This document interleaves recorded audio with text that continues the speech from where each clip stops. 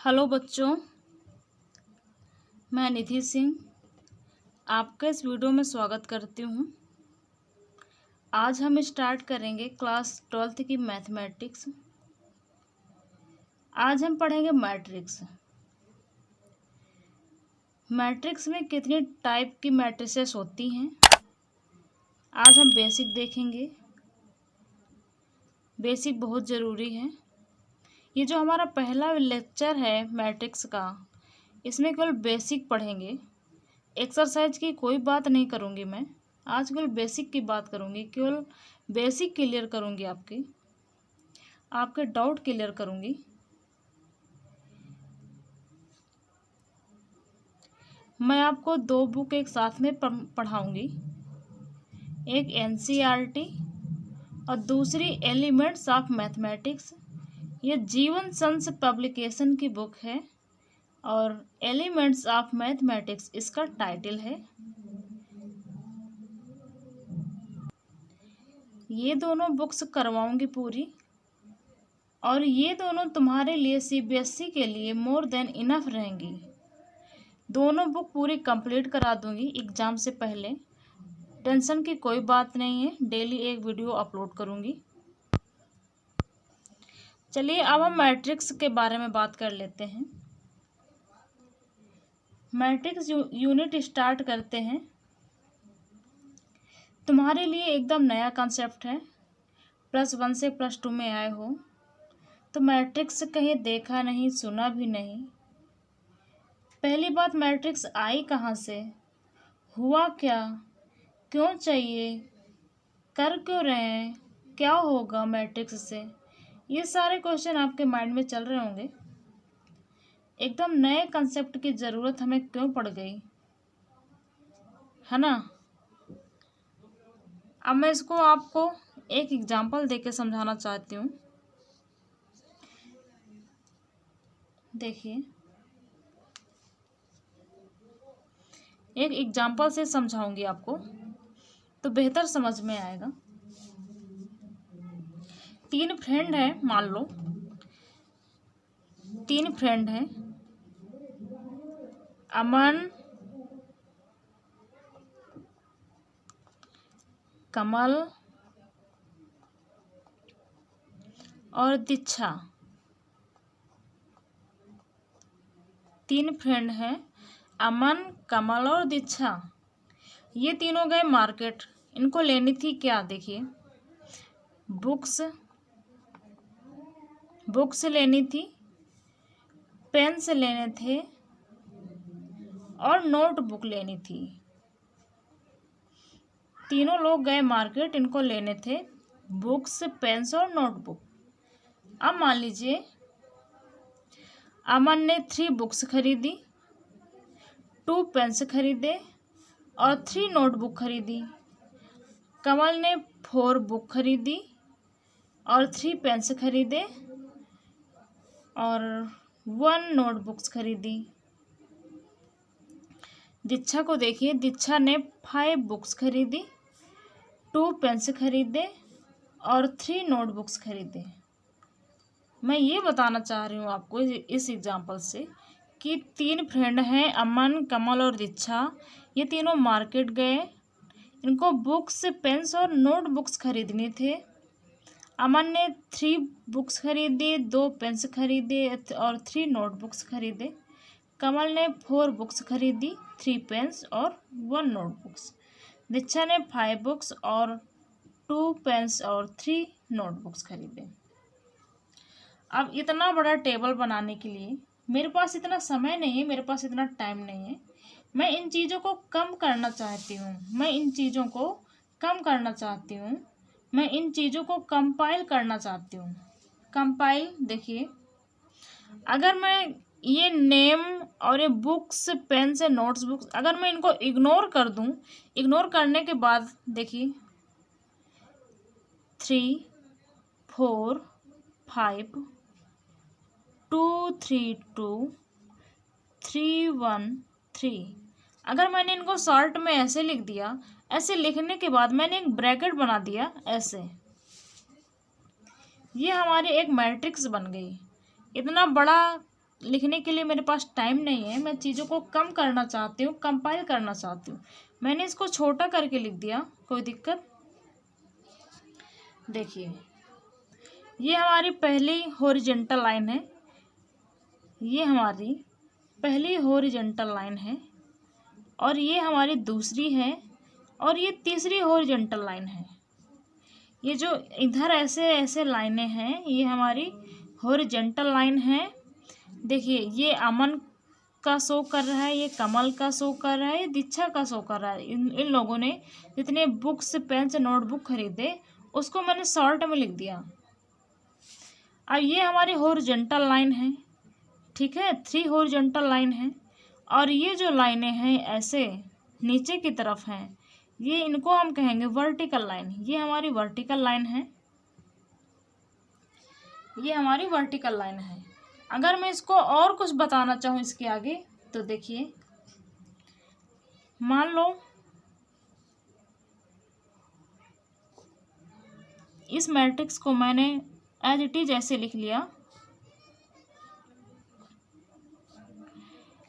ऐसे करके लिख लिया। इसके बाद देखिए ये जो हमारी हॉरिजॉन्टल लाइन थी इनको हम बोलेंगे रो 1, रो बोलेंगे, इनको हम रो बोलेंगे। ये हॉरिजॉन्टल लाइन है, इनको हम रो बोलेंगे। इसमें कितनी रो हैं देखिए, रो 1,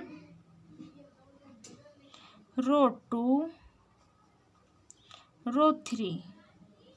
अगर मैं आपसे पूछूं इसमें कितनी रो हैं तो आप यही जवाब दोगे कि इसमें 3 रो हैं, 3 रो हैं, ठीक है। अब ये जो वर्टिकल लाइन मैंने अभी बताई, ये जो वर्टिकल लाइन मैंने अभी बताई, इनको मैं बोलूँगी यहाँ कॉलम, इनको मैं बोलूँगी कॉलम 1, कॉलम 2, कॉलम 3। ये हमारी कॉलम 1 है, कॉलम 2 है, कॉलम 3 है। ये हमारा रो 1 है, रो 2 है, रो 3 है। यही चीज़ देखिए, इतना बड़ा लिखा था कि अमन ने इतने बुक्स खरीदे, इतने पेन्स खरीदे, इतने नोटबुक्स खरीदे, कमल ने भी खरीदे, दीक्षा भी ने भी खरीदे। इसके बाद हमने इसको ऐसे लिखा, ऐसे करने के बाद हमने इसको एच टी जैसे लिख दिया। इसके बाद ये जो नाम दिए हैं, नेम्स ये जो दिए हैं, और इधर देखो ये बुक्स हैं, पेन्स है, नोटबुक्स है, ये जो दिए हैं मैंने इनको इग्नोर कर दिया। इग्नोर करने के बाद मैंने ऐसे एक छोटा सा बॉक्स बनाया और इसको ऐसे लिख दिया। अब देखिए ये हमारी एक मैट्रिक्स बन गई। और इधर जो ऐसे देखेंगे, ऐसे जो लाइनें हैं उनको हम बोलेंगे हॉरिजॉन्टल लाइन, और ये जो ऐसे लाइनें हैं उनको हम बोलेंगे वर्टिकल लाइन। अब हॉरिजॉन्टल लाइन को हम बोलेंगे रो, इसमें 3 रो हैं, रो 1, रो 2, रो 3, और 3 कॉलम है, कॉलम 1, कॉलम 2, कॉलम 3। बस मेरे बताने का यही मतलब था। अब हम देखते हैं आगे। अब मैं आपको एक एग्जांपल देती हूँ। अगर मैं उसमें पूछूँ कितनी रो हैं और कितने कॉलम हैं तो आप बता देंगे। देखिए ये मैंने आपको एक एग्जांपल दिया, मान लो 2 2 1 2 3 0। ये मैंने एक मैट्रिक्स दी आपको। अगर मैं बोलूं कि आप इसमें रो और कॉलम बताइए, number of row, number of column, number of rows और कॉलम्स, तो आपका जवाब होना चाहिए कि रो 1, रो 2 और कॉलम 1, कॉलम 2, कॉलम 3। तो आपका जवाब होना चाहिए कि रोज कितने हैं, 2 हैं, और कॉलम्स कितने हैं, कॉलम्स हमारे 3 हैं। ये जो हमारी मैट्रिक्स है, ये जो हमने लिखा मैट्रिक्स, हमने ये जो बनाई, ये जो हमारी मैट्रिक्स है, मैट्रिक्स को हम कैपिटल लेटर से प्रदर्शित करते हैं या कैपिटल लेटर से लिखते हैं। चलिए देखते हैं। अभी मैंने क्या कहा, मैट्रिक्स को कैपिटल लेटर से प्रदर्शित करते हैं। किससे प्रदर्शित करते हैं? कैपिटल लेटर से।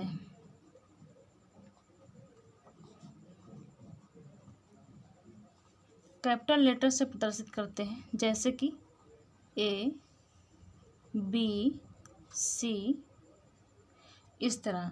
जैसे मैंने आपको एक मैट्रिक्स दी, देखिए मैंने आपको एक मैट्रिक्स दी A = ऐसे आपको बुक में ऐसे ही मैट्रिक्स मिलेगी। A = 2 1 -1 2 2 -2 1 3 0 0 4 -1। मान लो मैंने आपको ये एक मैट्रिक्स दी और मैट्रिक्स में पूछूं कि नंबर ऑफ रोज, मैं आपसे पूछूं नंबर ऑफ रोज और नंबर ऑफ कॉलम,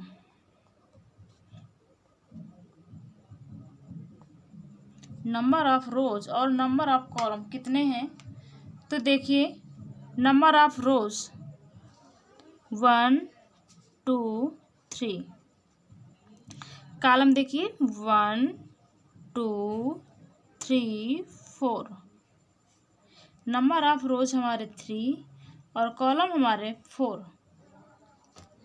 इनको हम रो कहते हैं ऐसे ऐसे, और इनको हम कॉलम कहते हैं ऐसे ऐसे। अब हम देखेंगे order of matrix. Order of matrix,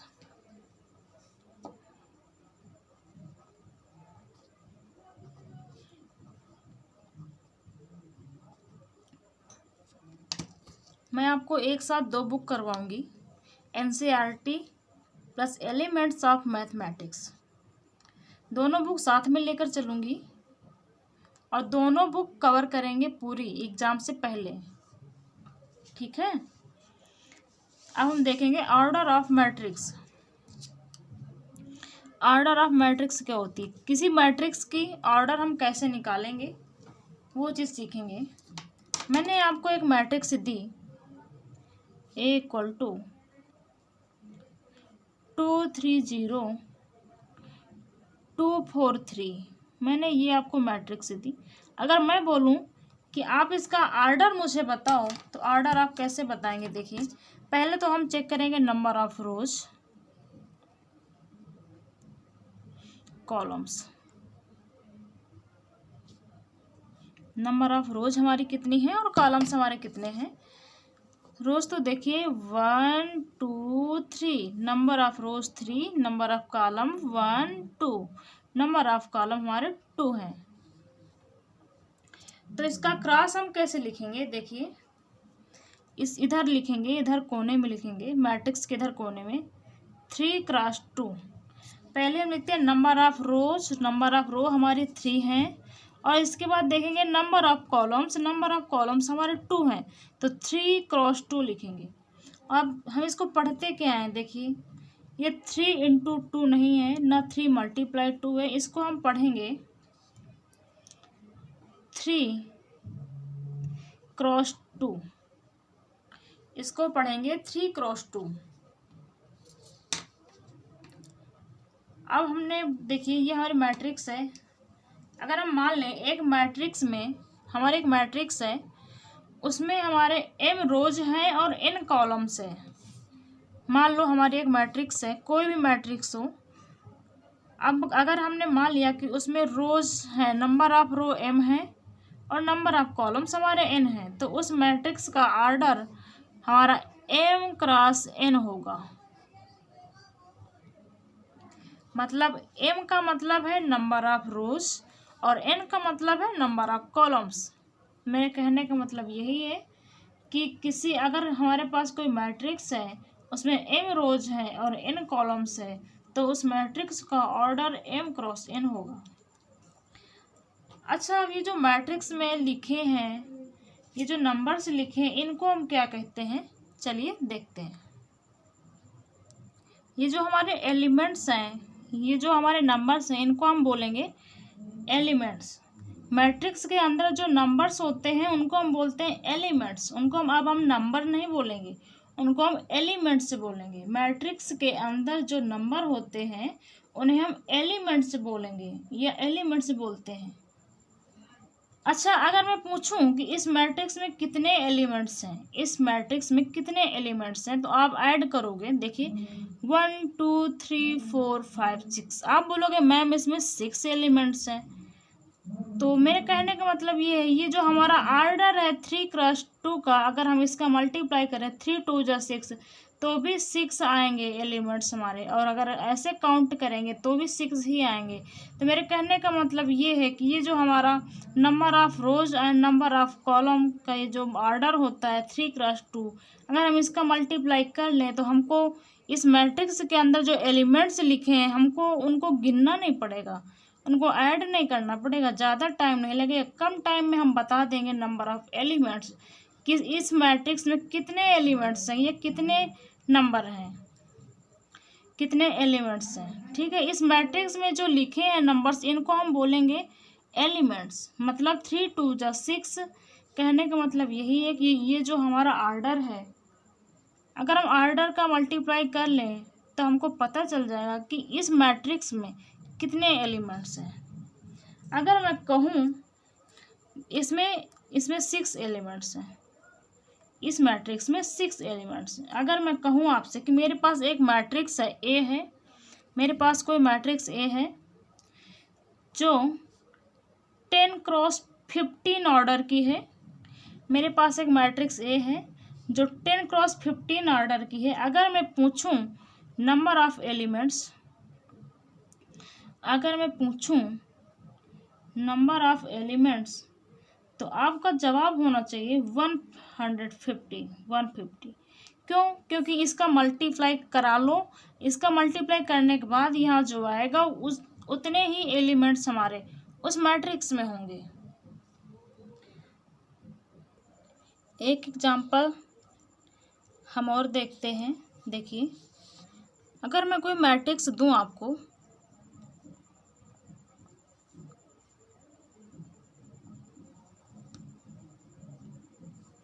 मैं आपको एक मैट्रिक्स दूं 2 3 4, कुछ भी लिख लो, 1 2 6 4 9 0 8 2 3, ये मैंने एक मैट्रिक्स लिखी। अगर मैं पूछूं कि इसमें रोज कितनी हैं, कॉलम्स कितने हैं, रोज कितने हैं, कॉलम्स कितने, ऑर्डर ऑफ ए कितना है, ए का ऑर्डर मतलब इस मैट्रिक्स का ऑर्डर अभी जो मैंने बताया,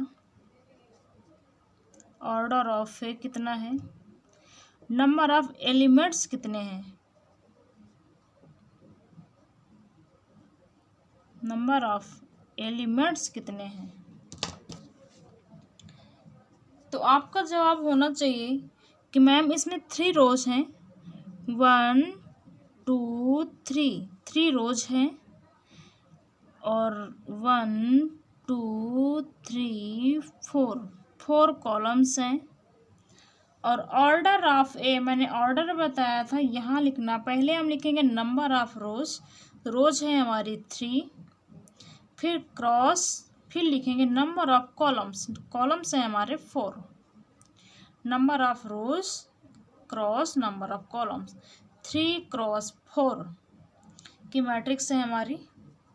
इसका ऑर्डर आएगा हमारा 3 क्रॉस 4। अगर मैं पूछूं कि नंबर ऑफ एलिमेंट्स कितने हैं तो आपको गिनना नहीं पड़ेगा, 1 2 3 4 5 6 7 8 9 10 11 12, तब आप बताओगे कि मैम इसमें 12 एलिमेंट्स हैं। लेकिन नहीं, ऐसे नहीं बताना है। ये जो ऑर्डर है हमारा, इसका मल्टीप्लाई करेंगे 4 3 जा 12, हम बता देंगे बिना गिने कि नंबर ऑफ एलिमेंट्स हमारे 12 हैं। हमको गिनना नहीं पड़ेगा, ज़्यादा टाइम नहीं लगेगा। अगर मैं बोलूं कि 4 को लिखो तो 4 हम कैसे लिखेंगे, हम कैसे रिप्रेजेंट करेंगे 4 को, तो उसके लिए ये देखिए ये हमारा फर्स्ट रो है और थर्ड कॉलम है।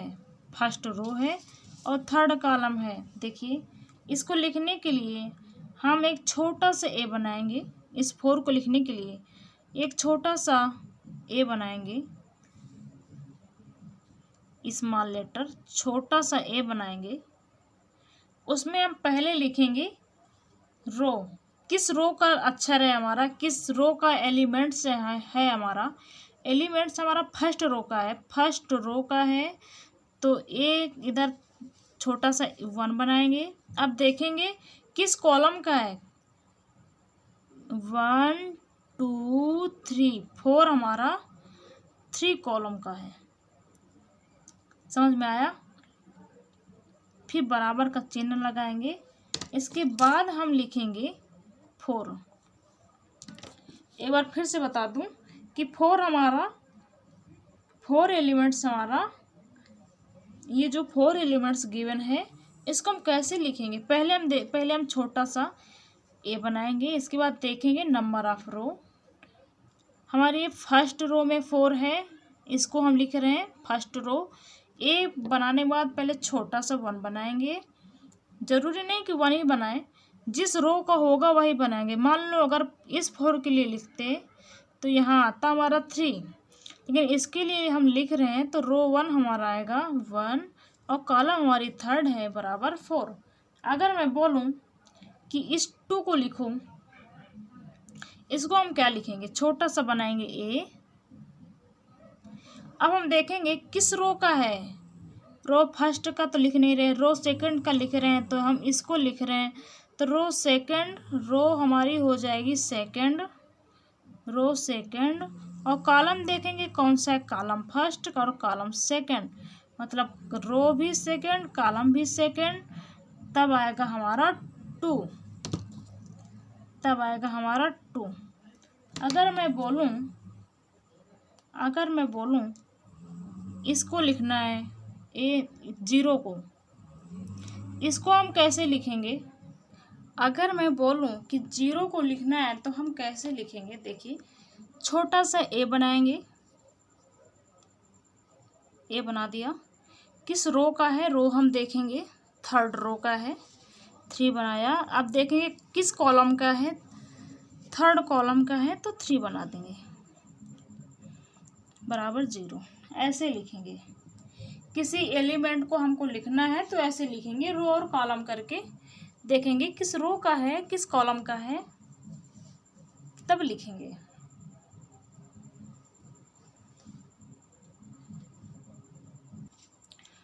अगर मैं इन जनरल बात करूं तो एलिमेंट्स को कैसे लिखेंगे। देखो, एलिमेंट्स को हम लिखेंगे ए आई जे के रूप में।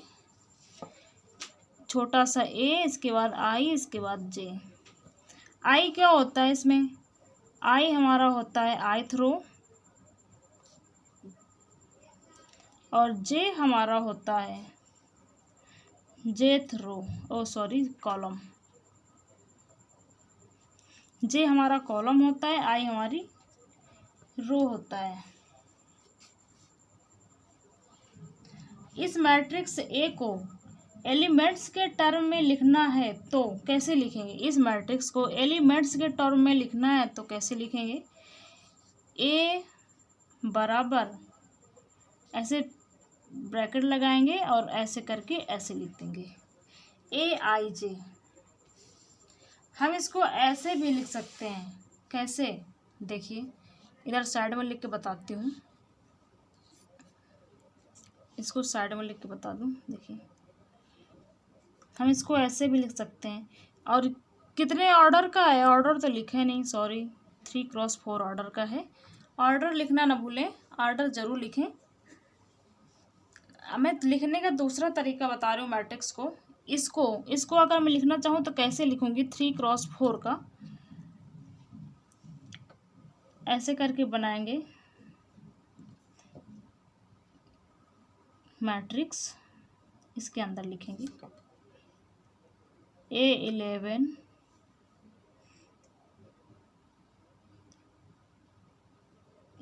नहीं, सॉरी, देखिए अभी बताती हूँ।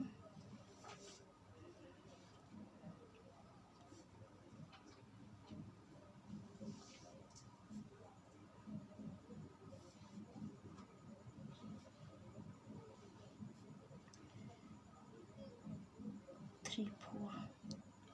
देखिए इसको हम ऐसे भी लिख सकते हैं, कैसे, ये 3x4 का है, 3x4 ऑर्डर का है।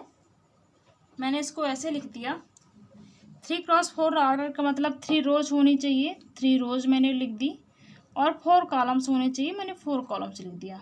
देखिए ऐसे भी लिख सकते हैं, मतलब आई हमारा, देखिए आई के 3 मान हो सकते हैं। आई के कितने मान हो सकते हैं? 3, क्योंकि हमारी 3 रो हैं, तो इस आई के हमारे 3 मान हो सकते हैं। आई बराबर 1 2 3, और जे बराबर हो सकते हैं 4, क्योंकि 4 कॉलम्स है, 1 2 3 4, 1 2 3 4। अब हम आई को कैसे लिख सकते हैं? देखिए 1 is less than equal I is less than equal 3। Sorry दिख नहीं रहा है, देखिए 1 is less than equal I is less than equal 3। और जे को हम कैसे लिखेंगे? 1 is less than equal J is less than equal 4। I j कहाँ बिलोंग करेंगे? नेचुरल नंबर में, नेचुरल नंबर में। इसको हम लिखेंगे i comma j belongs natural number. N का मतलब नेचुरल नंबर।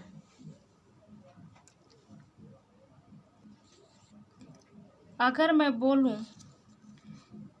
ए बराबर, अगर ये एक मैट्रिक्स हमारी गिवन है, अगर मैं बोलूं कि एम और एन के कितने मान हैं, अभी हमने आई और जे के मान देखे, तो अगर मैं बोलूं कि एम और एन के कितने मान हैं, कितनी वैल्यू हैं, देखिए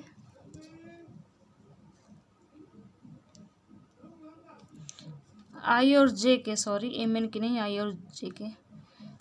आई बराबर डायरेक्ट एम तो हो नहीं जाएगा, 1 2 3 से लेकर एम तक, और जे के वैल्यू 1 2 3 से लेकर एन तक हो सकती है। इसको हम लिखेंगे 1 is less than equal I is less than equal M, 1 is less than equal J is less than equal N. अच्छा 1 से लगाकर एन तक क्यों गई? 1 से लगाकर एन तक क्यों गया हमारा मान? देखिए अभी हमने देखा कि आई हमारी रो हमारी 3 थी, आई के हमारे 3 मान थे, तो डायरेक्ट 3 तो आ नहीं गया, इसके पहले 1 2 भी आए, है ना, और कॉलम हमारे 4 थे, तो डायरेक्ट 4 तो आ नहीं गया, इसमें 1 2 3 भी आए। इसीलिए अगर एम क्रॉस एन की मैट्रिक्स है, तो वो भी तो 1 2 3 से लेकर एम तक जाएगी, 1 2 3 से लेकर एन तक जाएगी वैल्यू आई और जे की। वही बताना चाह रही थी कि आई और जे के डायरेक्ट एम और एन मान नहीं होंगे, 1 2 3 से लेकर एम तक, ये 1 2 3 से लेकर एन तक होंगे। अब हम देखेंगे types of matrix.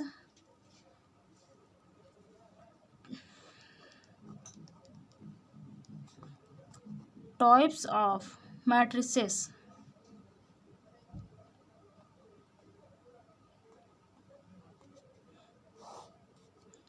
Types of matrices देखेंगे। मैट्रिसेस कितने टाइप की होती हैं, मैट्रिसेस कितने प्रकार की होती हैं? देखिए number 1 row matrix. Row matrix देखते हैं क्या होती है।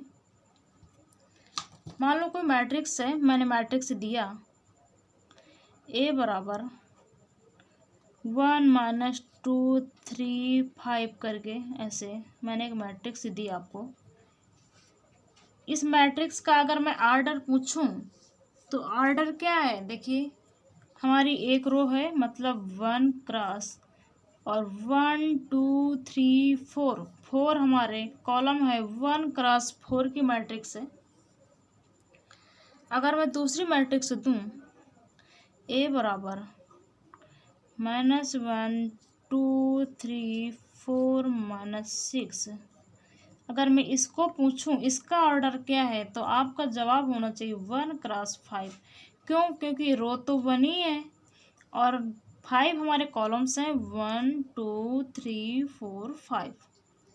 अगर मैं रो मैट्रिक्स का ऑर्डर लिखना चाहूँ अगर मैं रो मैट्रिक्स का ऑर्डर लिखना चाहूँ, बात को समझने की कोशिश करें। अगर मैं रो मैट्रिक्स का ऑर्डर लिखना चाहूँ तो ऑर्डर होगा मेरा 1x n, क्योंकि m, देखिए रो का मान तो एक ही होगा, m का n ही हो सकता है, 4 3 5 कुछ भी हो सकता है। कितने मतलब कॉलम, जितने ज़्यादा कॉलम होंगे उतने ज़्यादा n होगा, वह उतनी ज़्यादा n की वैल्यू होगी। लेकिन रो मैट्रिक्स में m का मान तो हमेशा 1 ही होगा ना। और वैसे तो हमारी ऑर्डर होता है नॉर्मली m×n होता है, तो m की जगह हमने 1 लिख दिया, क्योंकि रो मैट्रिक्स में तो 1 ही, एक ही रो होगी, तो 1 की जगह m की जगह हमने 1 रख दिया। ये आएगा 1×n। रो मैट्रिक्स का ऑर्डर 1×n होगा हमेशा, क्योंकि m का मान तो एक ही होगा। कहने का मतलब रो तो हमारी एक ही होगी और m हमारा रो को प्रदर्शित करता है। अब देखेंगे सेकंड नंबर, कॉलम मैट्रिक्स।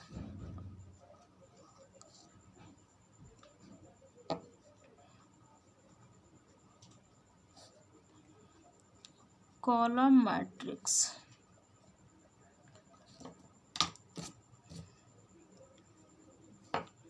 ये हमारी मैट्रिक्स है 2 3 -1 2।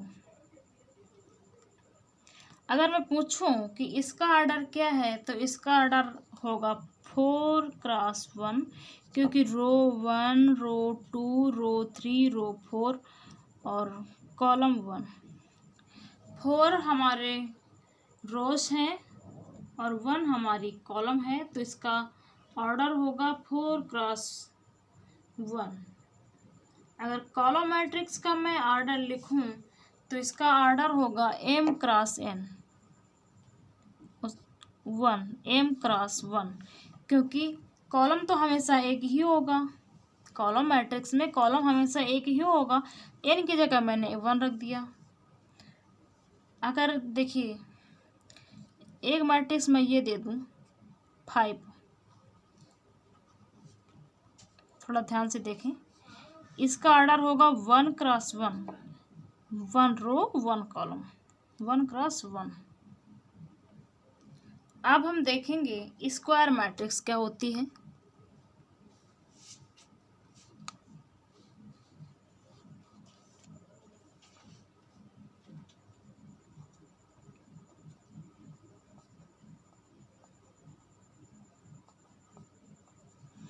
स्क्वायर मैट्रिक्स, स्क्वायर मैट्रिक्स का मतलब पावर या स्क्वायर। इसका ऑर्डर होता है n×n का। इसमें रो और कॉलम इक्वल होते हैं। जिस मैट्रिक्स में रो और कॉलम बराबर होते हैं, रो और कॉलम बराबर होते हैं, उनको हम कहते हैं स्क्वायर मैट्रिक्स। जैसे कि एक एग्जांपल तो 1, इसमें एक ही रो है एक ही कॉलम है, मतलब इसका जो ऑर्डर है 1×1 होगा। इसमें रो और कॉलम इक्वल हैं, इसलिए ये स्क्वायर मैट्रिक्स है। अगर मैं बोलूं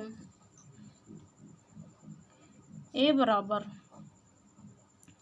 1 0 -1 2, तो इसका ऑर्डर होगा 2×2। इसमें रो और कॉलम इक्वल हैं, मतलब स्क्वायर मैट्रिक्स है। इस तरह की जो मैट्रिक्स होती हैं स्क्वायर मैट्रिक्स होती हैं। अब देखेंगे rectangular matrix.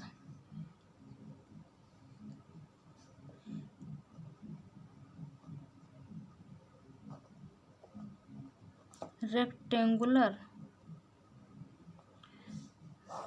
Matrix, rectangular matrix में मैं बता दूं, रो और कॉलम कभी इक्वल नहीं होते। अगर इक्वल हो जाएंगे बाय चांस तो वो स्क्वायर मैट्रिक्स बन जाएंगे, रेक्टेंगुलर तो रहेंगे नहीं। रेक्टेंगुलर मैट्रिक्स में रो और कॉलम कभी इक्वल नहीं होते। जैसे कि मैं एक एग्जांपल दूं 2 3 1 1 1 0, इसका ऑर्डर होगा 2×3 का। एक एग्जांपल और दूं 2 3 4 0 2 3, इसका ऑर्डर होगा 3 क्रॉस 2। कहने का मतलब ये है कि रो और कॉलम जिसमें बराबर न हो उसको हम कहेंगे रेक्टेंगुलर मैट्रिक्स, उसको हम कहेंगे रेक्टेंगुलर मैट्रिक्स। अब हम देखेंगे कि डायगोनल मैट्रिक्स क्या होती है। Diagonal matrix,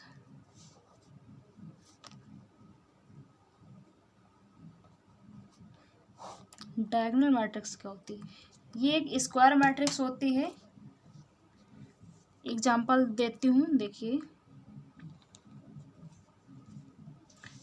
3 0 0 0 3 0 0 0 -1।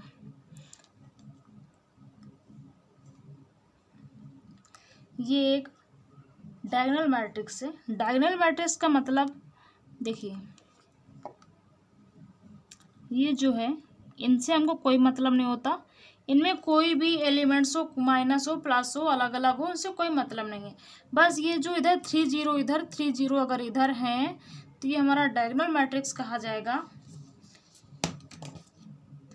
देखिए एक दो और एग्जांपल दे दूं,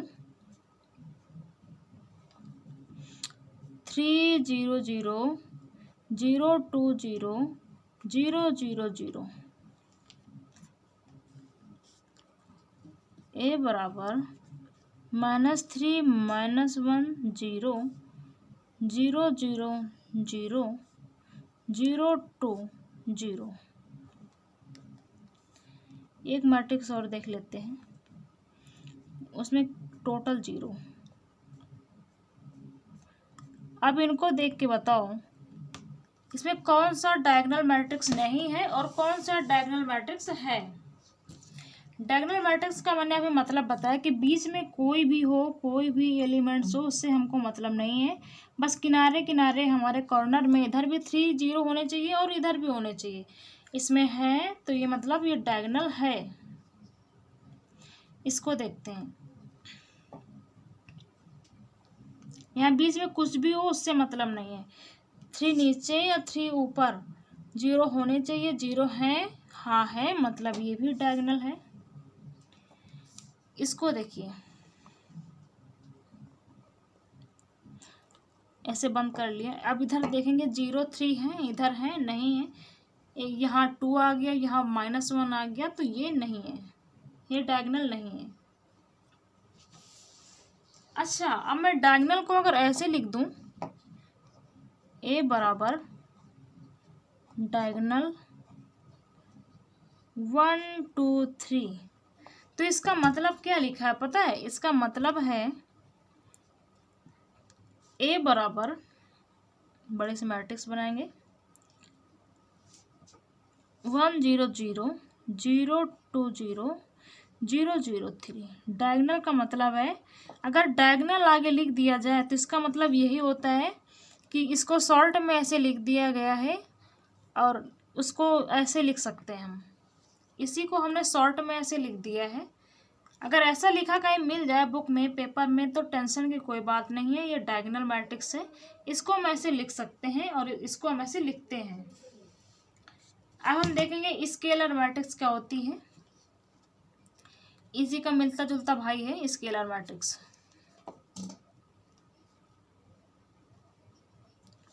स्केलर मैट्रिक्स,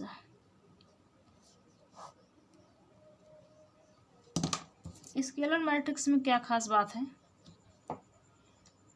देखिए,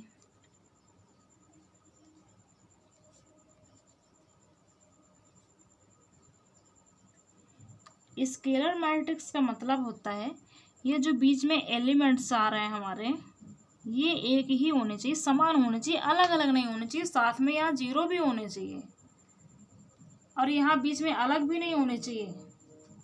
इनको हम कहेंगे स्केलर मैट्रिक्स। जैसे अभी हमने यहाँ देखा बीच में कुछ भी होता हो उससे मतलब नहीं है, क्योंकि यहाँ हम 0 देखते थे कोने में, तब ये डायगोनल मैट्रिक्स था।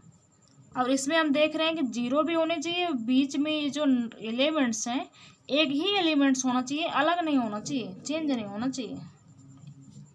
दूसरा एलिमेंट्स देख लेते हैं। दूसरा मैट्रिक्स देख लेते हैं। देखिए 0 0 वाली, देखो। अच्छा, इसको देख के बताओ, ये है स्केलर मैट्रिक्स? बिल्कुल है, क्योंकि बीच में सेम है तो कोई दिक्कत ही नहीं है। बिल्कुल सेम है, बराबर है, कोई दिक्कत नहीं है, स्केलर मैट्रिक्स है, आराम से, कोई दिक्कत नहीं है। अब हम देखेंगे आइडेंटिटी मैट्रिक्स। आइडेंटिटी मैट्रिक्स देखेंगे।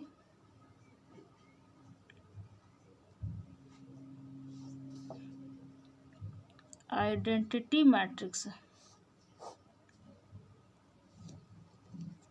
ये क्या होती है? ये एक यूनिट मैट्रिक्स भी होती है, स्क्वायर भी होती है, डायगोनल भी होती है, स्केलर भी होती है।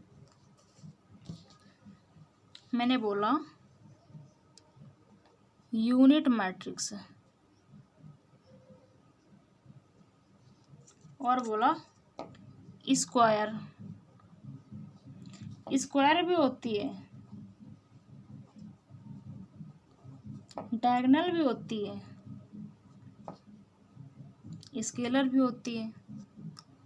स्क्वायर भी होती है, डायगोनल भी होती है और स्केलर भी होती है।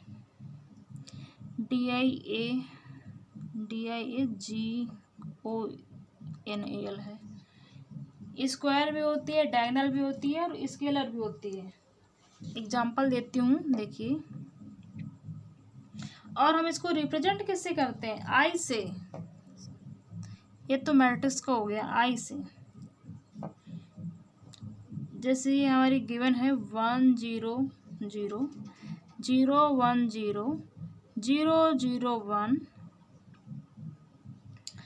3x3 ऑर्डर की है। जब ये 3x3 ऑर्डर की है तो इसको हम लिखेंगे I3। और देखिए 1 0 0 1, ये 2x2 की है तो इसको लिखेंगे I2। अगर 4x4 की होती तो उसको लिखते I4। अब देखेंगे नल मैट्रिक्स क्या होती है।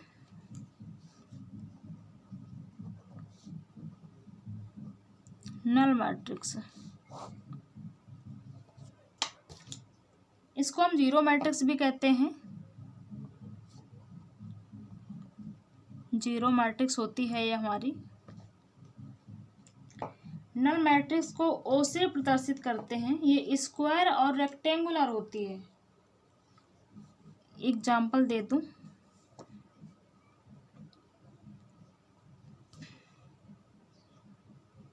स्क्वायर और रेक्टेंगुलर होती है और ओ से इसको प्रदर्शित करते हैं। ये भी मैट्रिक्स है, ये भी मैट्रिक्स है। ये सारी मैट्रिक्स क्या है? ये नल मैट्रिक्स है। नल मतलब जीरो मैट्रिक्स, मतलब खाली मैट्रिक्स। ठीक है, ये हमारी मैट्रिक्स है। ये इनको हम कहेंगे नल मैट्रिक्स। नल मैट्रिक्स हमारी स्क्वायर और रेक्टेंगुलर दोनों हो सकती हैं। आइडेंटिटी मैट्रिक्स में हमारी देखिए स्क्वायर, डायगोनल, स्केलर, ये तीनों होती हैं। ये 3x3 ऑर्डर की है तो इसको I3 लिखेंगे।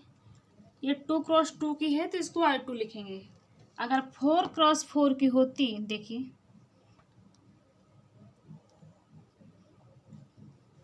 एक एग्जांपल और देख लो।